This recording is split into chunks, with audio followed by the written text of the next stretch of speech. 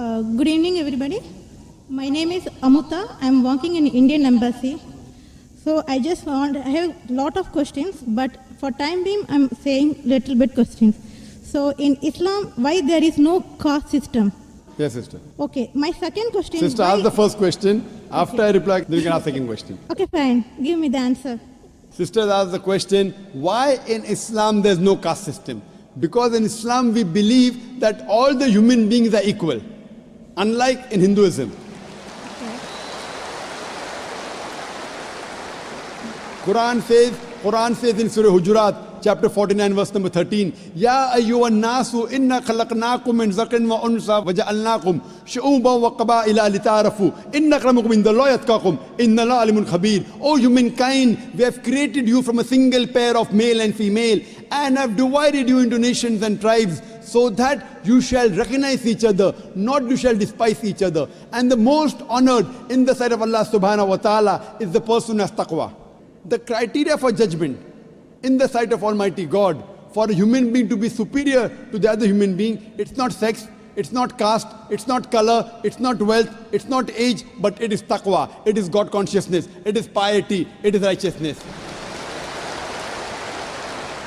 The only way one human being can be superior to the other human being, it's not by wealth, it's not by age, it's not by sex, but it is by piety, it is by God consciousness, it's by righteousness. Unlike Hinduism, when we read the Vedas, it's mentioned that Almighty God, He created the Brahmin class, the learned class from the head. That's the first caste. Then He created the warrior class, the Kshatriyas, from the chest. Then from his stomach and thighs, He created the business community, the Vaishyas. And from the feet, He created the Shudras, that's the untouchables, that's the lower caste. So this is what is mentioned in the Vedas. In Islam, we believe that all the human beings are equal. We don't believe that one human being is superior to the other human being because of birth, because of profession, because of wealth, because of color, because of caste. So Islam is a universal religion. Unlike in the Vedas, what they say that you have to stick to your profession. Because it was mainly controlled by the Brahmins, which is again small percentage, minute percentage. And they say that if you're born as a Shudra, you remain a Shudra, you serve the Brahmin, next life maybe you may become a better person. No, this is all ideology. So that, they want to keep the low person will remain low, and the rich and the top people remain top. In Islam, we believe in equality. And Islam is a religion for all the human beings. That is the reason Islam is against caste system. Hope that answers the question, sister.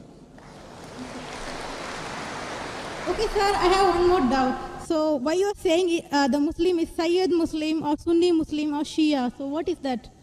Sister said that why am I saying Sayyid Muslim and Shia Muslim Sunni? I never said Sayyid Muslim, Shia. Muslim is the one who submits his will to Almighty God. In Islam, there is no sect. Allah says in the Quran in Surah Al-Imran chapter 3 verse number 103, وَاتَصِمُوا بِحَبْلِ اللَّهِ جَمِيعًا وَلَا تَفَرَّقُوا. Hold to the rope of Allah strongly and be not divided. There is no Sayyid Muslim and Sunni or this. Yes, the family. Fine, you may belong to a family. You may belong to a Sheikh family. You may belong to Sayyid family. To know your roots, that does not mean a person is superior. A Khan is superior to a Sheikh or a Sayyid. No. It is belonging to your roots.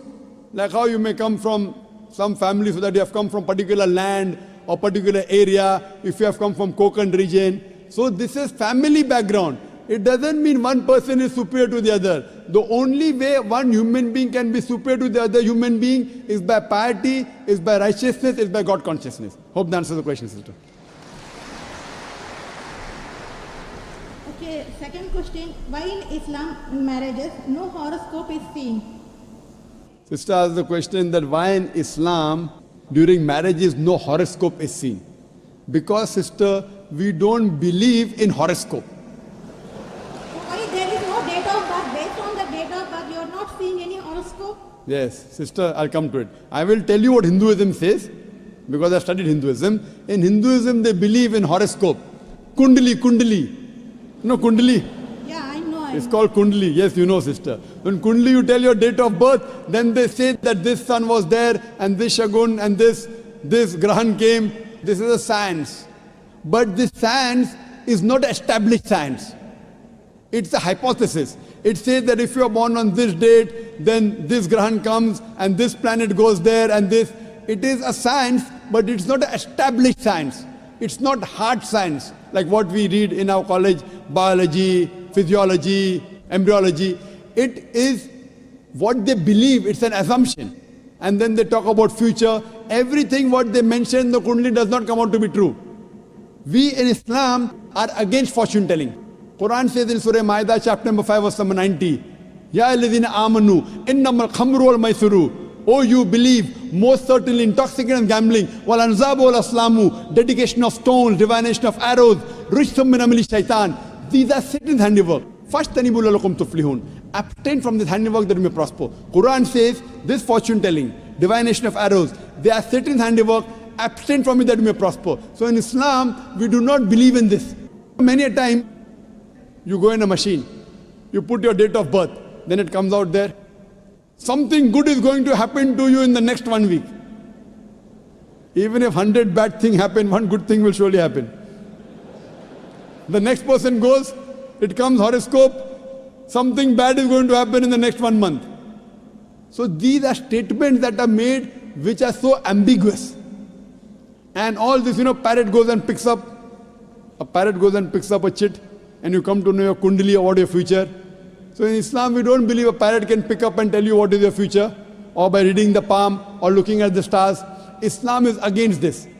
And many a time, you get fooled into believing that it is true.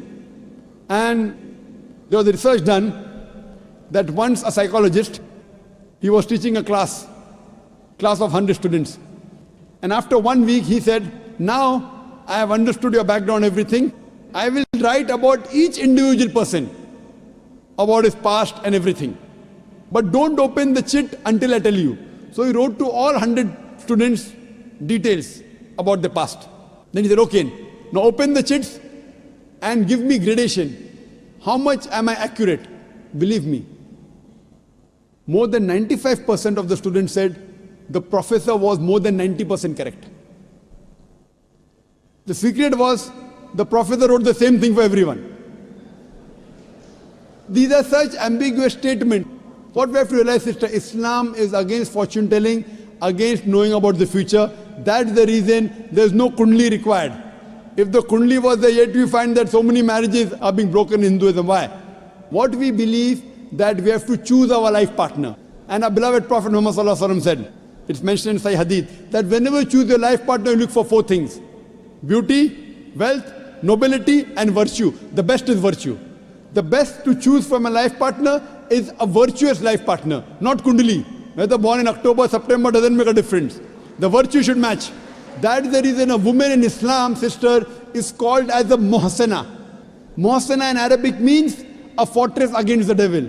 In other religions, including Hinduism, the woman is referred as an instrument of a devil. In Quran, the woman is referred as a muhsana. In Arabic, it means a fortress against the devil. So if you marry a virtuous woman, inshallah, she will prevent the husband from going in the wrong track. Hope that answers the question, sister.